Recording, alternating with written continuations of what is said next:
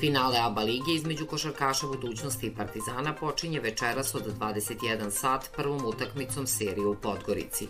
U prvom finalu, bez Crvene zvezde, posle 11 uzastopnih godina, Partizan će juriti 8. trofej, čime bi postao najtrofejniji klub ABA lige.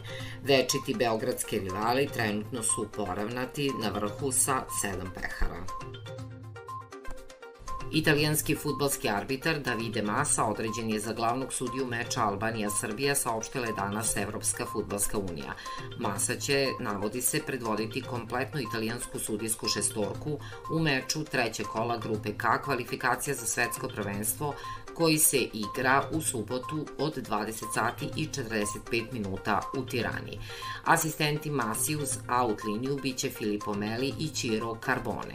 Četvrti sudija će biti Fabio Maresca, glavni u VAR sobi biće Aleandro Di Paolo, a njegov asistent Daniele Doveri. Srpski stručnjak Slavko Matić nije više trener fudbalera TSC-a, saopštio danas klub iz Bačke Topole. Matić je TSC vodio od 28. februara na 15 utakmica u svim takmičenjima i upisao 8 pobjeda, 6 poraza i 1 remi. TSC je sporazumno raskinuo ugovor sa šefom stručnog štaba Slavkom Matićem, kome želimo da se zahvalimo na radu u našem klubu. TSC Slavku Matiću želi puno uspeha u daljoj karijeri, saopštio je klub. Srpski teniser Novak Đoković i najbolji teniser sveta Italijan Jannik Sinner igraće sutra od 19 časova polufinale Roland Garrosa, saopštili su danas organizatori takmičenja.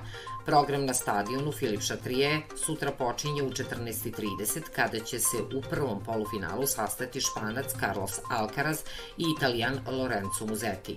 Meč između Đokovića i Sinnera neće početi pre 19 časova. Đoković i Sinner su do sada igrali 8 puta, a oba tenisera su zabeležila po 4 pobjede. Francuski fudbaler Pierre Kalulu postao je član Juventusa, saopštio je danas italijanski klub. Kalulu je tokom sezone 2024-25 nastupao za Juventus kao pozajmljeni fudbaler Milana, a klub iz Torina je iskoristio opciju da ga otkupi.